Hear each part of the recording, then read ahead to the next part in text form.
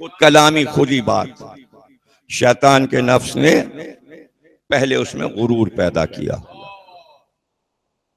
کہ تجھ سے بڑا کوئی عالم نہیں، اسے غرور پیدا ہوا، نفس نے بہکایا. یہ میں نہیں کہہ رہا، اللہ نے قرآن میں شیطان سے کہا تیرے نفس نے تجھے بہکایا. کس بات پہ اللہ نے کہا؟ شیطان نے کہا تو نے مجھے گمراہ کیا، الزام اللہ پہ رکھنا چاہ رہا تھا، اللہ نے کہا تیرے نفس نے دھوکہ دیا. شیطان نے جو کہا امت نے ڈال دیا. امت نے کہا شیطان کو اللہ نے بنایا، شر بھی اسی کی طرف سے ہے اور خیر بھی اس کی طرف سے، بنانے والا وہ ہے. اب نفس کا فلسفہ امت نہیں سمجھی. جہاں سمجھنے کا موقع ہوتا تھا وہاں دماغ ان کا آؤٹ ہو جاتا تھا. جب آیت آئی ابنانا و ابناکم نسانا و نساکم انفسنا و انفسکم ثم نبتہل فنجل لعنت اللہ علی الکاذبین، اپنے نفسوں کو لاؤ. پیغمبر سے پوچھ تو لیتے نفس کسے کہتے؟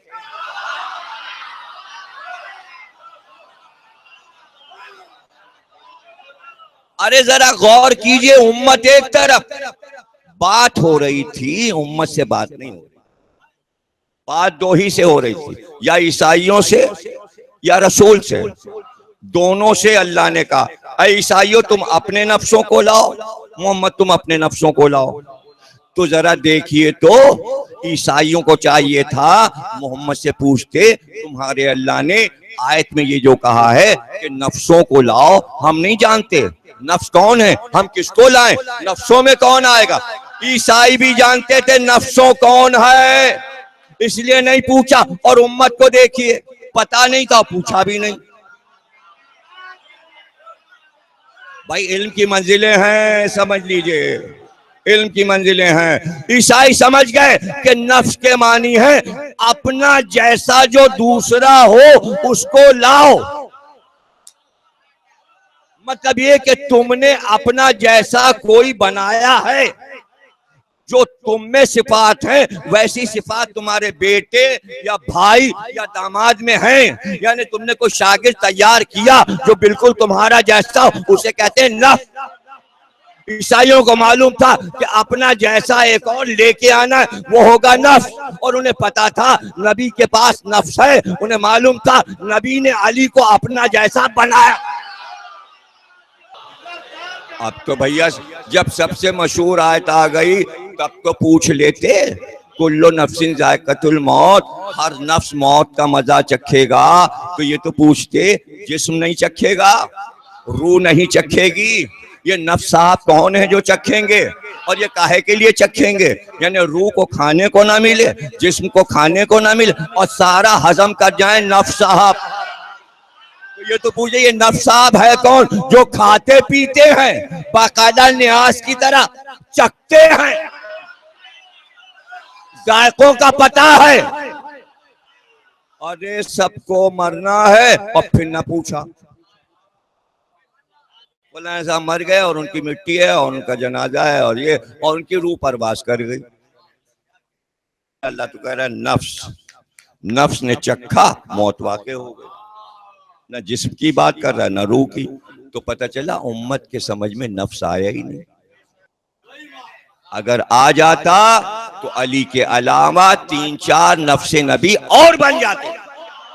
معنی نہیں معلوم تھے تو لقب دیتے کیسے؟ تو اب نفس کو سمجھ لیجئے علمی منزل ہے. پوری تقریر فلسفے پہ جا رہی ہے. آسان کر رہا ہوں، حلوہ کر رہا ہوں.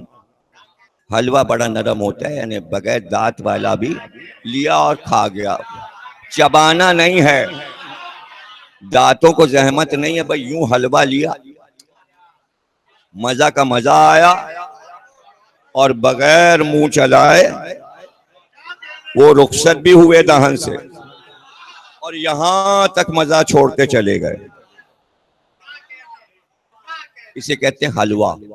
علم کو حلوہ بنا دینا. فلسفہ چل رہا ہے، میں حلوے کے مشکل علم، نفس دہائی فلسفہ اور یونان کے فلسفے کا حوالہ دے دیا. اللہ نے کہا میں نے نہیں بہکایا، تیرے نفس نے تجھے بہکایا. اب وہ بولا تو جہالت، تو نے سجدہ کیوں نہیں کیا؟ کیوں کرتا؟ مٹی جو ہے وہ کمتر ہے، اس کو مٹی سے بنایا، آگ افضل ہے، مجھے آگ سے بنایا، دلیل قائم کر دی۔ جب دلیل قائم ہو جاتی ہے لوگ اس کے حصار میں آ جاتے، اس کے حصار میں آ جاتے۔ پتہ چلا شک دل میں پل رہا تھا، اگر یہ اعلان کرتا اے فرشتو تمہارا استاد منافق اعظم ہے، تو فرشتے کہتے تو نے ہی تو استاد بنا کے مقرر کیا تھا۔ اس لیے اللہ نے وقت کا انتظار کیا کہ مجرم خود اقرار کرے، اور اس دن کا انتظار کیا جب آدم کا پتلا بنا دیا۔ اب اس کو ہوا حسد، اب حاسد جو ہے وہ جلبلاتا ہے اور موقع پہ بولے گا۔ اب اللہ نے آدم بنا دیا اور اللہ نے کہا سجدہ کرو، سب سجدے میں گر گئے۔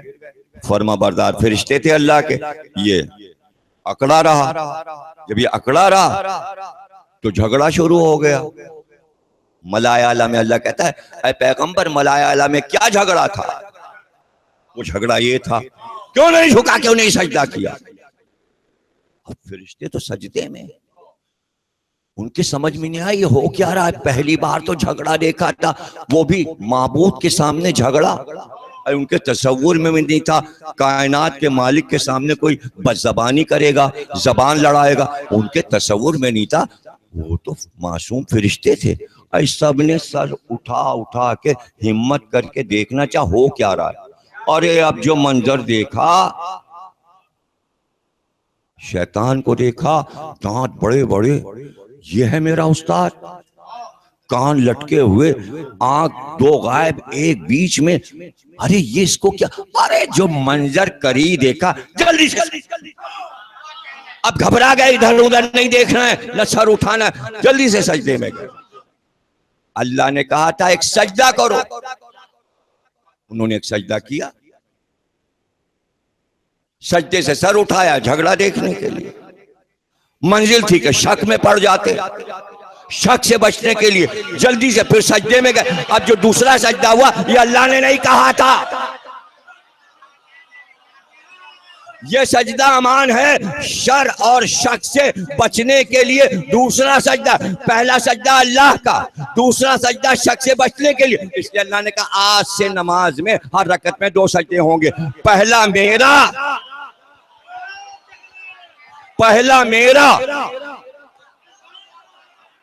اور دوسرا استغفر اللہ، اللہ معاف کر دے۔ کہے کی معافی، اللہ معاف کر دے، خیال آ گیا، وہ سر نہیں رکھ رہا تھا سجدے میں، دیکھ میں نے دوسرا بھی رکھ دیا، اب پہلے کا شکرانہ دوسرا۔ یہ ہے نماز کا فلسفہ، ادھر نماز بن رہی ہے، ادھر منافق کا راز کھل رہا ہے۔ اب اگر کوئی 40 سال سے اچھا بس میں بیٹھا ہو اور آپ کو یقین ہو کہ ہمارے علوم کو جانتا ہے، ہمارے جملوں کو جانتا ہے، باتوں کو جانتا ہے، اور وہی اچانک کھڑے ہو کے کسی بحث میں آپ سے بدتمیزی کرے، نہیں آپ یہ بات غلط کہہ رہے ہو، یہ رو، دنیا کو حیرت ہو، خود آپ کو حیرت ہوگی اس کو ہوا کیا؟ تو اب اگر 40 سال سے وہ آپ کے پاس ہے اور 40 سال میں ایک غلطی نہیں کی اور آج کر رہا ہے غلطی، تو کیا آپ کہیں گے بیٹا بیٹھو اب ہم تمہیں اس کا فلسفہ سمجھاتے ہیں؟ ایسا دنیا کا کوئی استاد نہیں کرتا۔ ایک استاد انٹر پڑھایا، بی اے پڑھایا، ایم اے پڑھایا، فرسٹ ڈویژن پاس، خوب محنت سے پڑھا، بڑی محنت سے پڑھا، اور اس کے بعد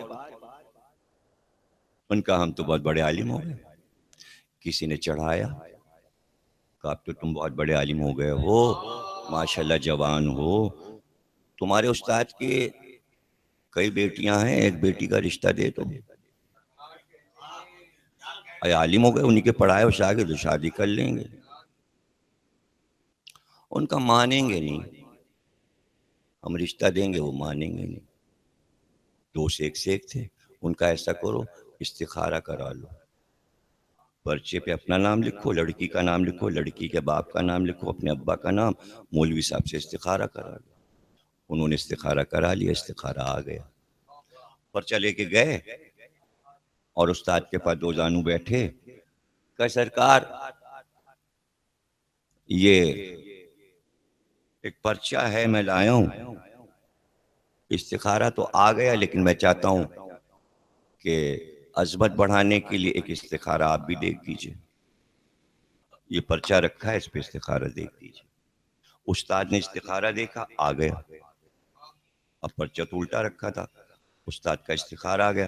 اب شاگرد نے کہا ذرا پرچہ پڑھ بھی لیجئے. استاد نے پڑھا، میں آپ کی بیٹی سے شادی کرنا چاہتا ہوں.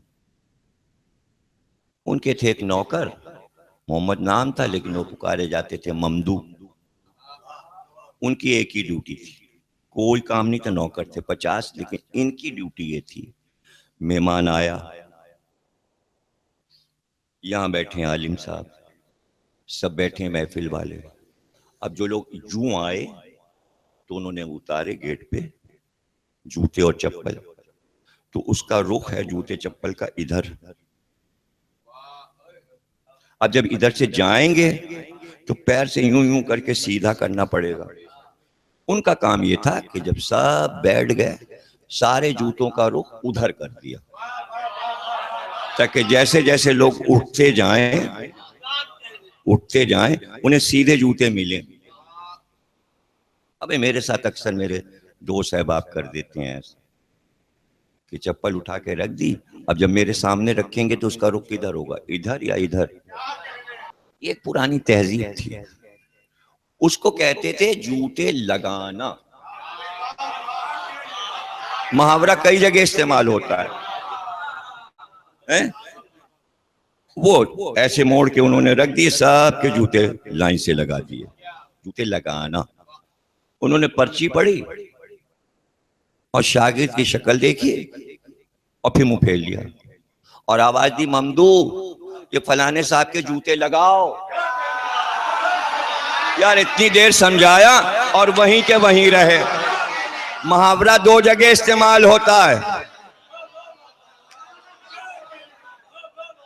ان کے جوتے لگاؤ مطلب کام وہ کیا ہے کہ جوتے پہنو اور جاؤ اور جوتے لگاؤ، اور وہ بھی حقیر نوکر سے کہا جوتے لگاؤ.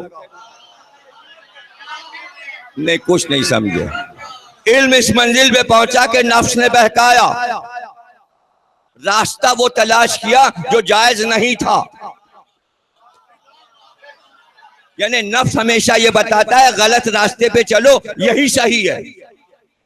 شیطان سے نفس نے کہا اس وقت یہی بہتر ہے کہ تو نے سجدہ نہیں کیا، دلیل قائم کر اللہ پر کہ مٹی تو نے بنائی، آگ بھی تو نے بنائی، آگ افضل ہے اور مٹی جو ہے مفضول ہے. نفس دھوکہ کھا گیا، اسی کو کہتے ہیں نفس دھوکہ کھا جانا. نفس نے کیا سوچا؟ نفس نے سوچا دلیل نکل آئے گی، اس لیے کہ مٹی حقیر ہے، پیروں کے نیچے ہوتی ہے، آگ جو ہے اوپر جاتی ہے تو آگ بلندیوں کی طرف بڑھتی ہے، مٹی نیچے کی طرف. ایک آپ نے مٹی کا برتن پھینکا تسلا، مٹی یوں پھسل کے نہیں سمجھ رہے. مٹی ہمیشہ مٹی کی طرف جائے گی، مٹی نیچے کی طرف جائے گی. اور آگ جلائیے جتنی تیز جائے گی ریجنٹ پلازا کی بڑھتی جائے گی. اب بجھانے والے نہ ہو تو اور تیز بڑھتی جائے گی. اور ابھی کئی ملکوں میں آگ کا شورا ہے، کئی ملکوں میں لگی اور لگتی چلی گئی. یہ چوتھا ملک ہے پاکستان جہاں لگی، اور اس سے پہلے تو ابھی پنجاب میں وغیرہ وغیرہ میں لگ چکی. اوپر جاتی ہے، شعلے اوپر جاتے ہیں. دلیل قائم کی آگ عظیم ہے، اوپر جاتی ہے، مٹی حقیر ہے، نیچے جاتی ہے. اب اللہ سمجھاتا اس لیے کہ دلیل میں وہ یہی کہتا کہ آگ تو افضل ہے، اوپر جاتی ہے بلندیوں کی طرف، مٹی تو حقیر ہے، نیچے کی طرف جاتی ہے۔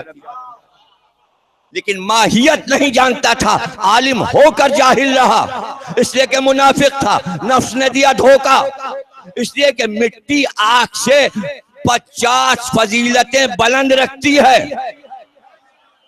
اس میں ایک کے نیچے جاتی ہے تاکہ بتائے کہ میں منکسر المزاج ہوں، میں حقیر ہوں۔ اپنے رب کے سامنے آگ غرور میں اوپر بڑھتی ہے، آگ میں غرور ہے اس لیے اوپر جاتی ہے، زمانے کو جلاتی جاتی ہے، مٹی کسی کو برباد کرتی نہیں جاتی۔ اب فضیلتیں بڑھی۔